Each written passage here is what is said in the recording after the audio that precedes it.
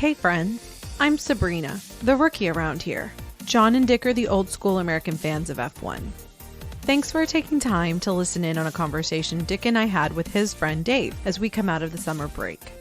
By the end of July, teams were trending, some up, some down.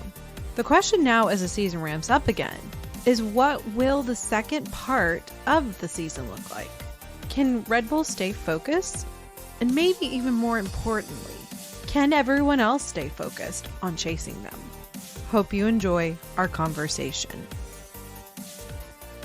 Well, I'm really excited about this conversation. Summer break is almost over. We are looking forward to Zandvoort, and we have with us a friend, Dave Young. Dave, you want to say hey? Hey. And of course, Dick is here as well. John's not able to join us for this conversation, but we have Dave and Dick who are both going to share their thoughts about how we should look at the rest of the F1 calendar, especially after we've all had a little bit of time to rest. So let's get started. I really would like to think about really our headlines. And I think one of our main headlines is the teams are trending. They're trending up for some, they're trending down for some, but how are they going to keep it rolling? Do they want to keep it rolling? And I think, guys, you're going to help me as well as the listeners to kind of analyze that. I'd love to start by looking first at the front of the field, then to look at the midfield, and then look at the back of the grid. I have some questions that I'd like to pose to both of you. So let's get started with the front of the field. Dave, Max and Red Bull seem to have it in the bag. We're just watching history being made. Max is amazing. This car that Adrian Newey has created is amazing. I wonder, do you agree or do you disagree with that? Well, I'm glad we start off with a really easy question because that, kind of gets me in the flow. But yes, we absolutely,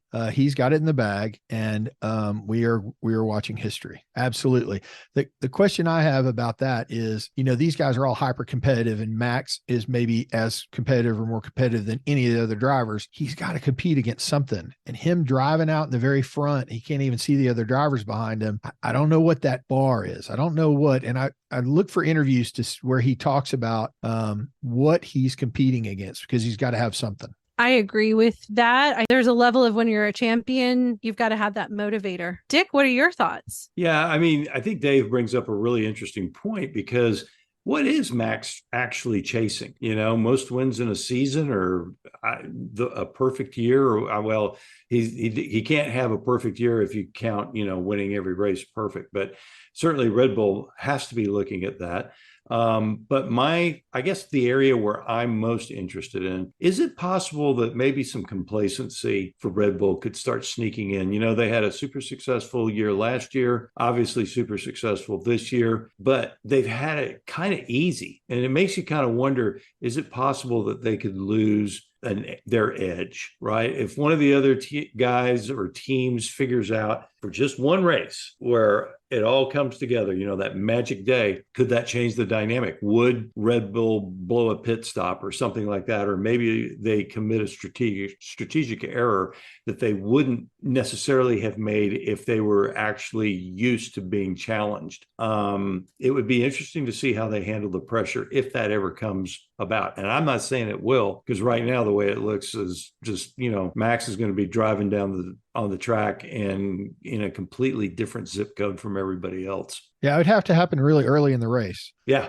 Right. Because late in the race, they got plenty of time to make a long pit stop if they had to. Yep. Dave, when we were talking offline, you mentioned a great analogy that I think our listeners would benefit from. Verstappen kind of being like Lewis in relation to the rest of the team? So I think that, I see similar trends. Like when I first kind of came back to the sport in 2013, 14, 15, around there, Lewis was not a likable guy. And I don't think Verstappen is necessarily very likable, but it feels like, you remember when Lewis and Bottas were on the same team, and Lewis's pit stops were always absolutely perfect, and Bottas, they would bungle something, and it never happened the other way around. And I feel like Verstappen's got a little of that going. He's got a little of that where he's kind of like Lewis was, where nothing bad happened, and the field is a little like Bottas when he was having kind of bad luck. You see a lot of that. I think that's a great point. And that's a great segue to my next question, which really is about Mercedes and Ferrari. Could the summer break provide them with a breakthrough, give some level of challenge to Red Bull's dominance? If anyone could steal a win, it would have to be Mercedes. We'll talk about it a little bit more, but I think Lewis's head is back in the game because he's starting to sense that Mercedes is starting to get close to giving him the car he needs to be able to drive it. And so I think it is possible that perhaps Mercedes could sneak in a win. Ferrari, I mean, I would love to say, yes, I would,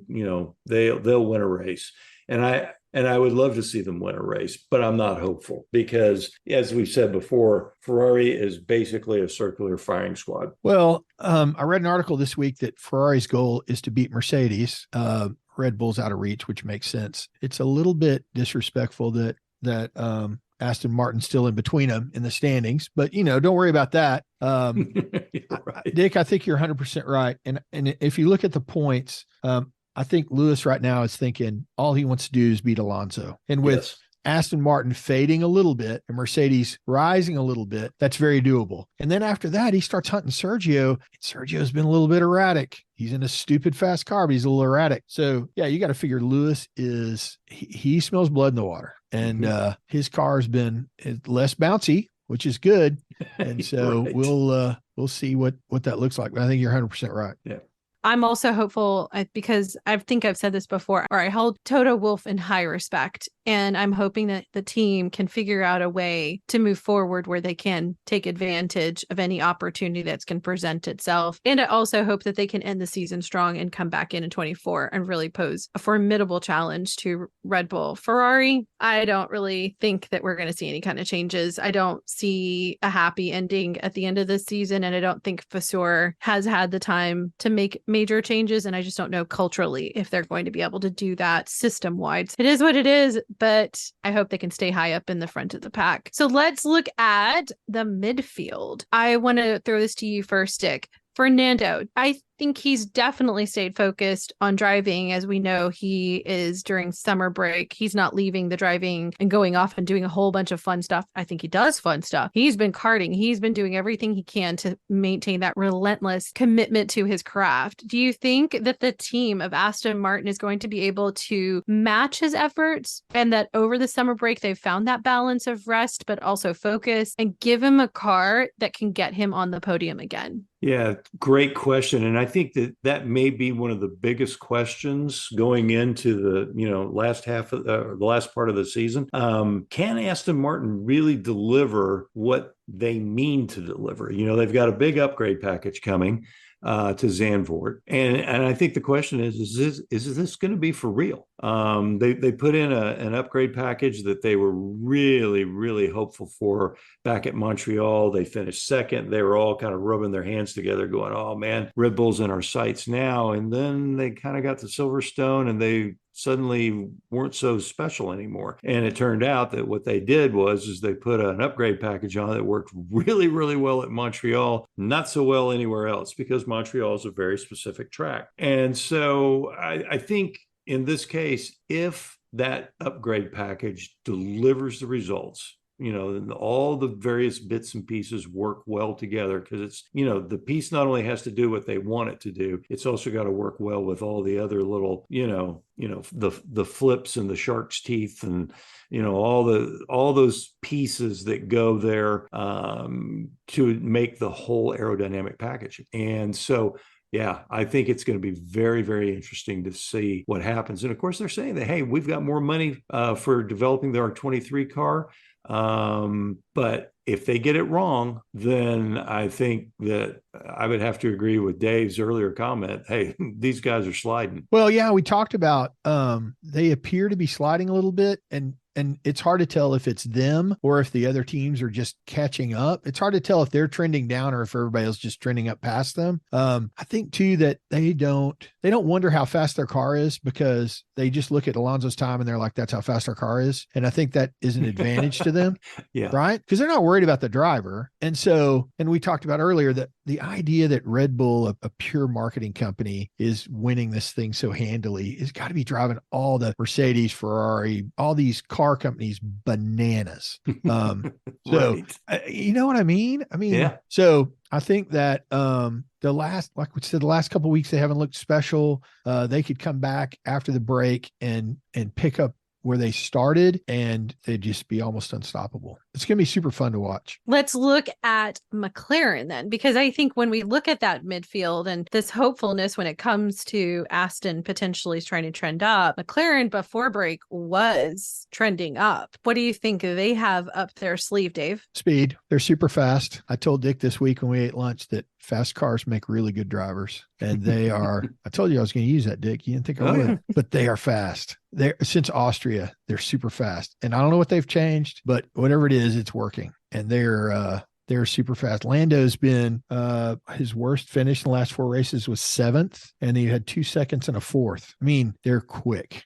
And can they keep it up through the break? It's going to be awesome. And turns out Piastri's pretty good too. He can really drive. Yeah. The hype about him early in the season, you're wondering about him just a little bit. He seems to have gotten his feet under him. He looks like it's going to be super fun. Yeah, they're going to be fun to watch. I agree with that assessment. I mean, I think McLaren could absolutely shock people. And when I'm saying shock people, I think, I mean, if you're Mercedes and Ferrari, you've got to be looking over your shoulder right now. I don't think they have any like super major upgrades coming. I'm sure they'll have little, bits and pieces here and there that are probably more track specific coming. But really, I think what they're doing now is they're just going to optimize what they've got. And, they probably know how to squeeze a few more tenths of a second out of the package that they have. And then it becomes a matter of executing strategy and pit stops and all those other good things. And man, they ought to be right there. I'm really excited to see the potential of where McLaren can go. Let's move on to Alpine. And Dave, I know this from our conversation offline that you are a fan of Alpine. And I say this with a smile. Yes, you did. I got absolutely roasted for this. That's right. But I'm laughing right now. I'm printing up my "We're number 6" t-shirts. We're number 6. We're number 6. 6 is not a bad place to be if you're Alpine. It's not a bad place to be. I've been impressed with the cars and the driving for the most part on Alpine. I think that I don't understand why they fired their principal. I don't know what they know, but they promised him 100 races to figure it out. They gave him 33, which is less than 100. I'm not a math wizard, but that's a good bit less than 100. So they shorted him 70 races. I know the rumors about Binotto from Ferrari replacing him. Don't know why you take that job. But anyway, they've had some good finishes, and they've had a lot of do not finishes. They played bumper cars in the back of the field a little bit, and that never good. And they've had a lot of races that they didn't finish because of that. But I mean, reliability, they've been good. They haven't, I don't know. I think maybe once that they had an engine blow up, which is not too bad when you're number 6. So I think the drivers are good. I think the car is okay, which is kind of what you expect. And when you look down the list for the Constructors Championship and they're 6th, and they're kind of the first one that you're like, okay, now Alpine, tell me about them. I don't really know who they are. They're kind of the first one in that midfield bracket. I think they should be pretty happy with what they've got. So I like Alpine. I'm a fan. I have to say, the way that you're analyzing it feels very French. Like, c'est la vie. It is. We're at 6. It's great. Let's just be happy with 6. I love it. The French, if the DNF would be a victory. So there's that. Right. That's right. There's that. They showed up there with the car. We had some wine. The cheese was pretty good. Yeah, I'd say it's a pretty good weekend. Now, I tell you, 6 is not bad. There's 4 teams that would love to be 6th. Just saying. Yeah. Dick, what is your thoughts on this? Well, there's no way I can top Dave with that analysis. However, I will say this couple things. That rumor about Binotto being a replacement for Otmar for team principal. I mean, you've got an Italian coming on to a French team. I don't know that it's crazy enough that it's probably going to happen, because if you ask me, those guys are bananas crazy. I mean, their leadership.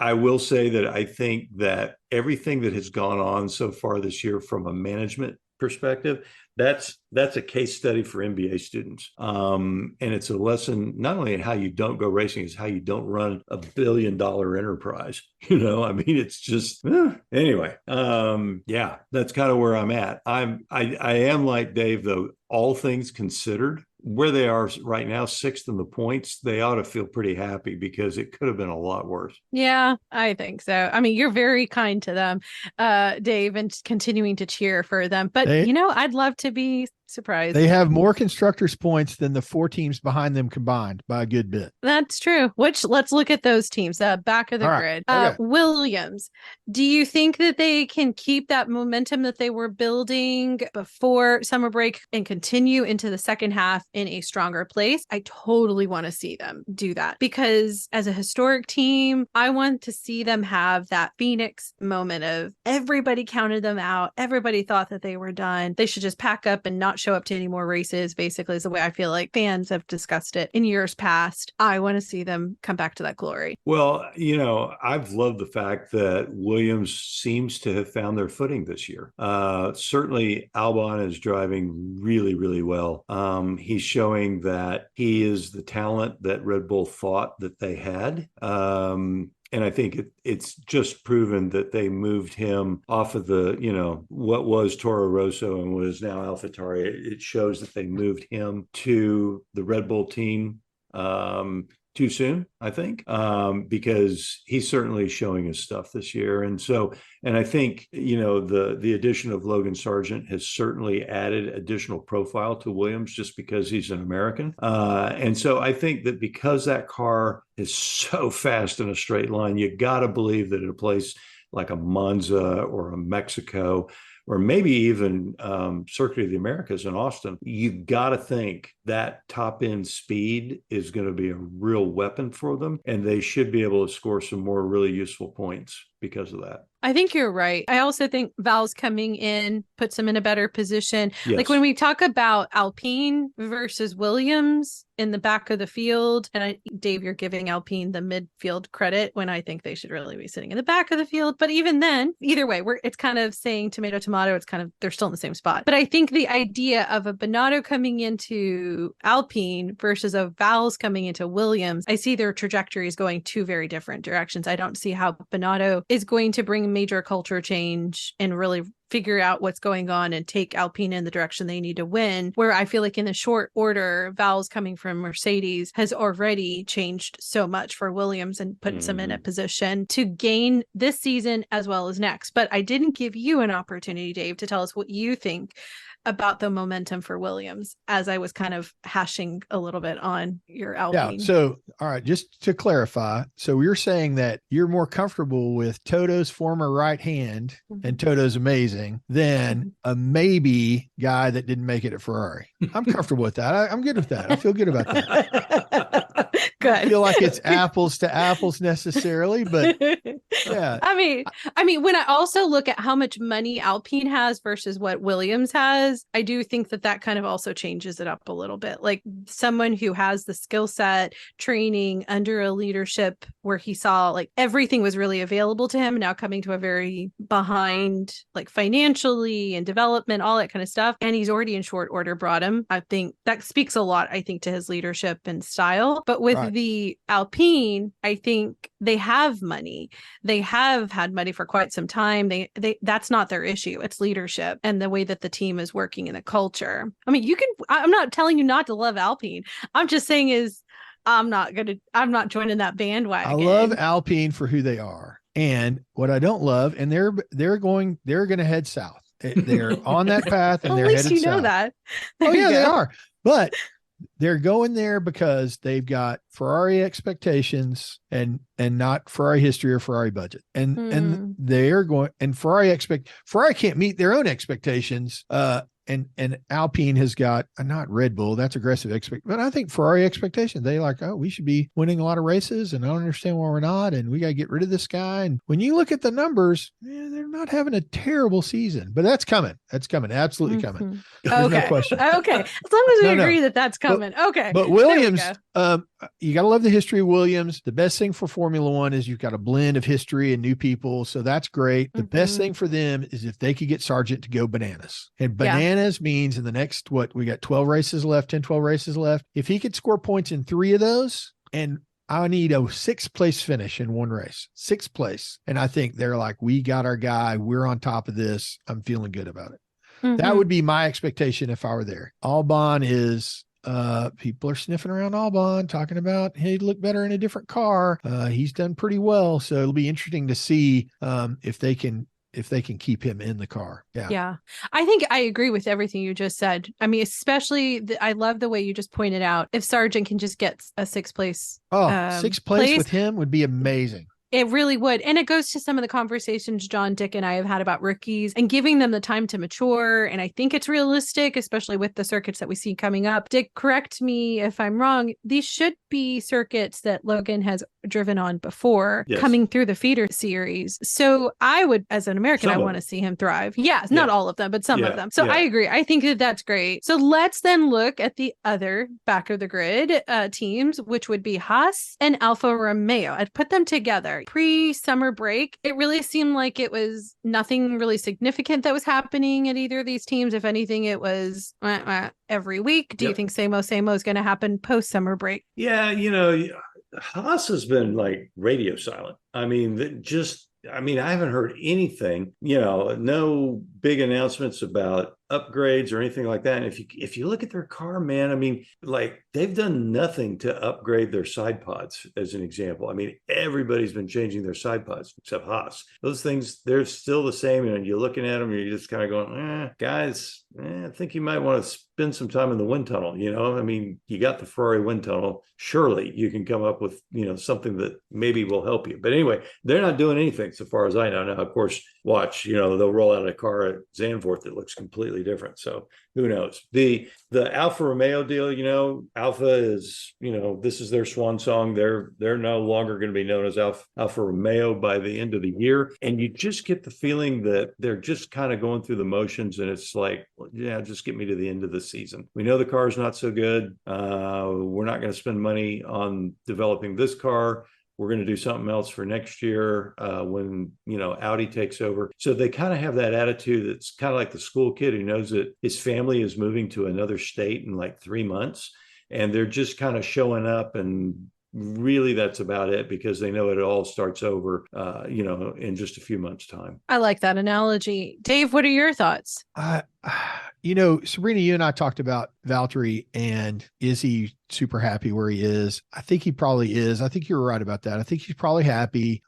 He went through the grind at Mercedes. He played his role. He did what he was supposed to do. He was a good soldier. Now he's getting to really drive. The car's not great. I do see he stepped up his game as far as building his brand. And I think that's possibly an exit strategy, not an immediate exit strategy, but down the road, he's probably thinking about, what does this look like after I quit driving? So he's a good driver. He's a good driver in a not fast car. And it's interesting. You don't hear a lot out of him from the immediate Formula One media, but his social media presence is really strong. So that's what I think about them. And then Haas, there's rumors that Haas, they put Ollie Bierman in the 18-year-old. They put him in a car practicing for Coda. I think I read an article, and they're talking about possibly they would keep Hulkenberg next year and maybe Giovinazzi coming to that team down the road. So there's some change going on there. That just doesn't, I don't know if that's enough. It feels like the guy gripping the steering wheel is not their biggest issue. Because yes, Dave and I, we all three talked about this offline about a Valtteri and what's motivating him to stay. I think also some of the potential derivative of that is he only makes himself a better commodity for Audi when they come, if he's got a higher marketing presence. That's true. It keeps him a little bit more assured that he gets that seat if he can prove. And it's part of, like, as you said, as we discussed offline, the exit strategy that I think could be there. So I see that for Valtteri, he had to, and I said this when we were offline, he had to cross the mental Rubicon from moving away from Mercedes to come to Alfa. So now it's a whole new paradigm. It's not I'm winning, but I am enjoying the actual sport and what I get to do. There's not many people who get to do this. I'm going to ride this as long as I can. Think of my exit. And I also think there's a level of he wants to help Joe. I know the whole teammate is your biggest rival, but when I watch their interactions on social media, it seems like there is a respect from Joe to Valtteri, and very similar to the Valtteri to Lewis respect of, I see your skill, I want to learn from you, and is what Joe, I don't necessarily think that Valtteri thought he learned from Lewis, but there is an acknowledgement of, you are the superior driver. I think that was one of the many reasons why Valtteri was a good number 2 to Lewis. He pushed him enough, but he also knew that he was looking at something different than him, but it didn't denigrate his skill by any means. Right. I like the idea of Valtteri staying sharp, right? Mm-hmm. Without all the stress of going super fast. So he's fresh for Audi. Yeah, I think so. I think so. Okay, so then last team who also brought a lot of drama at the end of the first half of the season, which was AlphaTauri. Daniel Ricciardo, he had a nice debut. Do you think that, and I think my tone of voice kind of even gave away what I think, but do you think that forebodes something significant happening in Alpha, or no? I think that I don't know, but I think that Daniel is a quick driver and not a quick car. We talk about a lot of that in this area of the field. I think it's going to be very difficult for them to evaluate him in the car that he's in. He looked good in this last race. He looked good. He wasn't amazing, but he looked good. But the last couple of stops, he's looked good, not amazing, but he's looked good. So it'll be interesting to see what that looks like. And I think we've heard the rumors that he was talking to Christian at Red Bull, and the way they broke up, it just doesn't seem like that would make any sense to anybody. But because that wasn't a loving, hey, listen, I just want what's best for you. That was, what are you doing? Very strong. What are you doing? And so the idea, even after all these years, that they would come back around to that. And we talked about the whole win at all cost thing. I don't know. I don't know about that. Yeah. With Daniel, I mean, he's won 8 or 9 Grand Prix, super experienced. He's charismatic. He knows how to pull a team around him. He knows how to develop a car. He's just been to the movie, and I don't think he's forgotten how to drive. In fact, he spent a lot of time in the Red Bull simulator, and the engineers quickly figured out what had happened to his driving. They made the corrections, and suddenly, bang, Daniel's right back on pace compared to, the regular guys, Max and Checo in the simulator. So they know, based on the data off of the simulator, the dude is quick. And then, of course, he jumps into that Red Bull for that test day with Pirelli, and everybody's sort of like, holy smokes, he's really, really quick. And so I say all this knowing that besides Aston Martin, AlphaTauri is the only team that has said, yes, we're bringing a big upgrade package. So let's again say that package works. Daniel's going to have something that he can take advantage of, and he's going to take a step forward if that package works. And so from a perspective of Yuki, then Yuki is going to have one or two ways he's going to go. He's either going to step up to the challenge and meet it, or he's going to get broken, because he's never had to deal with a teammate that's that big of a winner, that charismatic, that experienced. And so it should be fascinating. Ricciardo or Checo? I think you have to go with Ricciardo. Okay. That's what I want to know. All right. So now I think we went through all 10 of the teams. Forecast for the rest of the month. What are you most looking forward to as we come out of summer break? Only one item. Can you tell me? Because there's a lot I know we all have on our list. Just the competition between the teams after Red Bull. I think it's going to be a real battle. For me, it's how McLaren finishes in the Netherlands. I think that's going to tell us a ton about the rest of the season.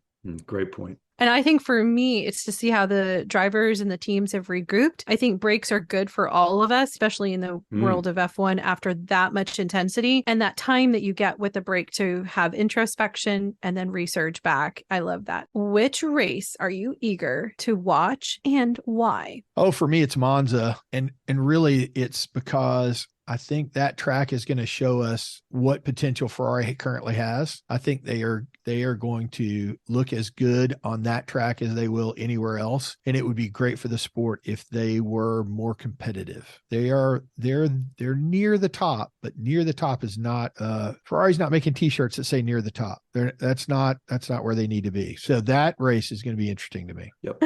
Says the guy who's happy with number 6 for Alpine, but that's okay. Hey, you got to be self-aware. You got to know who you are. That's Alpine, right. that nobody knows how to pronounce, is not Ferrari. That's true. That's very good. That's very so true. I love all 4 of the next tracks: Zandvoort, Monza, Singapore, and Suzuka. They're each amazing characters. But like Dave, I'm going to say Monza. I would love to see Ferrari do well, for all the reasons that Dave listed. And I will just throw one other in there, and that's the Tifosi. I love the Italian fans, and they're so passionate. I would love for their car to win at Monza in front of the home crowd. I'm looking forward to Suzuka. I love that track. I think the turns and the twists and the history there, fantastic. Let's move on to my final question. As we look to the next month of racing, what are your predictions? And I guess, Dick, this is more of a question to you because you are the racer of the three of us. Do you think there are any races that specific cars are more suited for and they could somehow pull out a win, maybe even? I don't know. That might be stretching it considering where Red Bull is. But I mean, really come out and surprise us. Great question. I mean, I don't see Red Bull getting beaten unless they make a colossal mistake or they trip over a car that they're lapping. I mean, I just don't see that. But it's always difficult because these upgrade packages, it's hard to tell. We might see Aston Martin go quick. And of course, I think Fernando, if he's got a car that he thinks he's got a shot at, that could be absolutely spectacular to watch. But I think the thing that's really maybe the most out there to really be thinking about, and that is the fact that Mercedes is getting closer and closer to being the car that Lewis knows he can drive, and Lewis is smelling blood. And I think that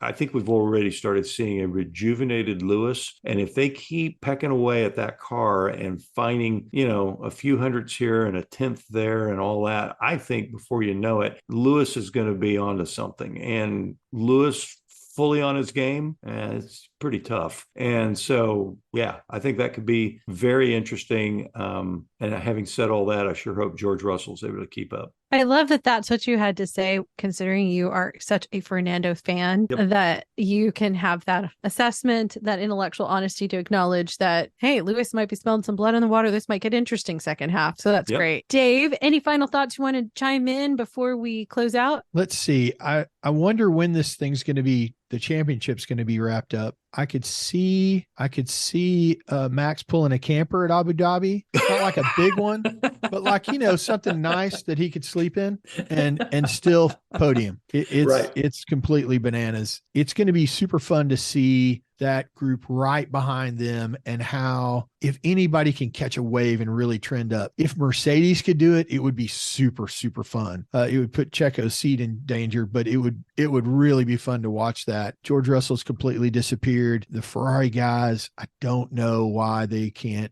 They have a fast car. I think they have a fast car and two good drivers, and I don't understand why they're not more competitive. They don't have the fastest fire squad. It's the circular firing squad. Once John and Dick told me that, I was like, yep, that's exactly what it is. And I just will not expect it to change anytime soon. Yeah. We got to go back to that era of Schumacher, Tost, and Ross Brawn. I think that synergy at the top leadership. And I know what that was, also controversial. I understand the derivatives of that. But I think that's the only way at this point. There has to be leader, driver, management, all of it come together. But as much as I would love to keep talking about that, because we all know I could ask a million questions and keep us all on these microphones for a long time. But that's just going to be another conversation. Hopefully, Dave, we have not freaked you out and you will join us in the future. I think when you listen back to this might be my last lap, but I had a great time. Super fun. Super good time. John, I would like to apologize. I'm not a replacement for you in any way, and just know that I know that. Very self-aware. We have so enjoyed, I think I speak for both of us, Dick, Absolutely. that we have really enjoyed this conversation with Dave. Dave, thank you for making time, and we'll wait to hear back from listeners. So thanks, gentlemen. Okay, friends, what did you think about our conversation with Dave? He definitely livened things up. Are you going to join him in rooting for Alpine? Is Dick right about McLaren? Am I being too optimistic about Williams? What are your thoughts about Alfa Romeo and Valtteri Bottas? Could Mercedes and Lewis make significant strides to challenge Red Bull? Drop me a line via email. Sabrina@2guysaGirlandF1.com. Have you rated and reviewed us in your favorite podcast app yet? If not, please take a moment to do so now. New to the podcast? If so, take some time to catch up on our earlier episodes. We think if you're a new or casual fan of F1, you'll benefit from our F1 101 episode. If you want to learn a little bit more about John, Dick, and me, then you might enjoy our individual episodes where we discuss our F1 origin stories. Thank you to our followers who are supporting the show. You are making this show possible. John, Dick, and I don't take it for granted. If you're not a member already, check out the Support the Show link in the episode notes. Are you following us on social media? We're in all the usual places. Thanks to those who are sending messages and comments. Feedback from you, our listeners, our Two Guys, a Girl, and F1 community has been humbling and really encouraging to John, Dick, and me. We know that this is a crowded market, so your words have been and continue to help us build a community and content that we believe in. Thank you. And with that, let me say, that ends this conversation. But rest assured, we'll keep talking and you can keep listening in, because we're just Two Guys, a Girl, and F1. For John, Dick, and me, Sabrina, thanks for listening.